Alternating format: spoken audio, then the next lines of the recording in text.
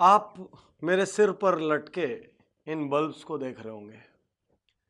मैं जब भी बल्ब को देखता हूं तो मुझे थॉमस अल्वा एडिसन की याद आती है। थॉमस अल्वा एडिसन को जब वो छोटे थे तो उनकी स्कूल की टीचर ने उनको मंद बुद्धि कहा था और स्कूल से निकाल दिया था। और थॉमस अल्वा एडिसन के माता पिता को कहा था कि हमारी स्कूल में हम इसको नहीं पढ़ा सकते, ये बहुत मंद बुद्धि है और आप इसको घर में पढ़ाइए। थॉमस अल्वा एडिसन की मां ने उनकी बात को मानने से इनकार कर दिया और उन्होंने बोला मेरा बच्चा मंदबुद्धि नहीं हो सकता, मैं इसको घर में पढ़ाऊंगी। और थॉमस अल्वा एडिसन आज दुनिया के उन वैज्ञानिकों में से जाने जाते हैं जिनके नाम से मैक्सिमम इन्वेंशंस हैं, दुनिया के टॉप 10 में से एक। यदि थॉमस अल्वा एडिसन की मां ये मान लेती कि मेरा बच्चा मंदबुद्धि है तो पूरी जिंदगी वो उसको मंदबुद्धि की तरह ट्रीट करती रहती और वो मंदबुद्धि बन जाता। साथियों, इतिहास कौन रचता है? इतिहास वो नहीं रचते जो लोगों की बात सुन के मान लेते हैं कि मैं कमजोर हूं, मैं हीन हूं, मैं नहीं कर सकता, मुझे नहीं आता। इतिहास वो नहीं रचते जो किसी दूसरे की राय के लिए अपने संकल्प छोड़ देते हैं।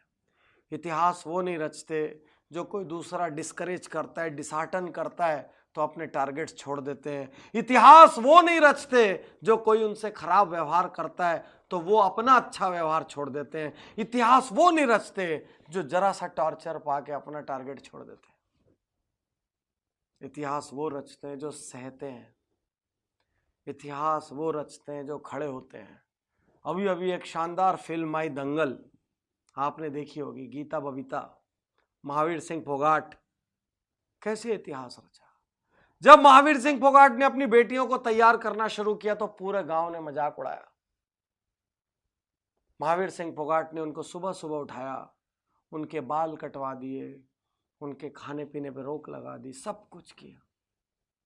यहां तक कि उनके बच्चों ने उनको दुश्मन समझ लिया। और ऐसा ही कई बार होता है, ढेर सारे बच्चे अपने माँ बाप को दुश्मन समझ लेते। लेकिन एक दिन उनको समझ आया जब उनकी सहेली कहती है कि तुम्हारे पिता तुमको संतान तो समझते कम से कम, इसलिए तुम्हारी फिक्र करते। साथियों, महावीर सिंह फोगाट ने पहले इतिहास रचा है, गीता बबीता ने बाद में। महावीर सिंह फोगाट ने वो बीज लगाया, उनको सींचा, बड़ा किया। सारी दुनिया के तिरस्कार महावीर सिंह फोगाट ने कहे। साथियों, आज आपका तिरस्कार हो रहा है कहीं और आप यदि उसकी वजह से हिम्मत हार के बैठ गए तो आप बड़े नहीं होंगे। भरी गर्मियों में जिस सूरज का तिरस्कार होता है, सर्दियों में उसी सूरज का इंतजार होता है। याद रखिए, आज तिरस्कार का मतलब आजीवन तिरस्कार नहीं है। इतिहास वो नहीं रचेगा जो लोगों की सुनेगा। इतिहास वो नहीं रचेगा जो टारगेट छोड़ेगा। इतिहास वो नहीं रचेगा जो हीन भावना में चले जाएगा। इतिहास वो नहीं रचेगा जो दूसरों को सुपीरियर और खुद को इंफीरियर समझेगा। इतिहास वो नहीं रचेगा जो अपग्रेड करने को तैयार नहीं होगा। इतिहास वो नहीं रचेगा जो जरा जरा सी बात पे घबरा जाएगा। इतिहास वो नहीं रचेगा जो सैकड़ों लोगों का अप्रूवल लेगा। इतिहास वो नहीं रचेगा जो इनडिसिसिव है, जो निर्णय नहीं लेता। इतिहास वो नहीं रचेगा जिसके पास विल पावर नहीं है। इतिहास सिर्फ वो रचेगा जो खड़ा होकर लड़ रहा है, क्योंकि जो लड़ रहा है वो गिरेगा फिर उठ खड़ा होगा। जो लड़ रहा है वो हारेगा लेकिन फिर जीतेगा। लेकिन जो लड़ा ही नहीं वो तो जीता ही नहीं, वो तो हारा ही नहीं, क्योंकि वो कभी लड़ा ही नहीं। तो यदि थोड़ा सा भी इतिहास रचना है, यदि थोड़ी भी वैल्यूएबल जिंदगी बनानी है, यदि कुछ भी हासिल करना है तो लड़िए, लोगों की ना सुनिए, लड़िए, डरिए मगर करिए। डरना स्वाभाविक है। किसी बड़े काम को करते हुए डर लगता है, किसी संकल्प को पूरा करते हुए डर लगता है, किसी राह पे चलते हुए डर लगता है।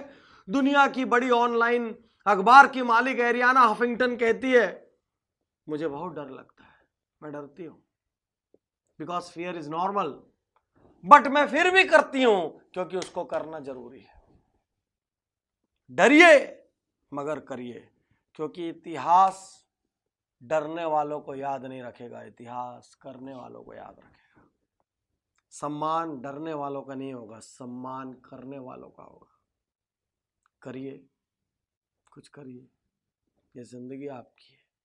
कुछ ऐसा करिए कि लोग आपको याद करें, कुछ ऐसा करिए कि आपको अपने जीने पे गर्व हो। भले ही आपने किसी ने आप पे कुछ भी लेबल लगाए हो, आपके बारे में कितना ही हल्का बोला हो, जब थॉमस एल्वा एडिसन इस बल्ब का आविष्कारक मंद बुद्धि कहलाने के बाद इतिहास रच सकता है और हर टेक्स्ट बुक, हर बच्चा उसका नाम जान सकता है, तो फिर आपका भी जान सकता है। शुक्रिया, धन्यवाद, थैंक यू।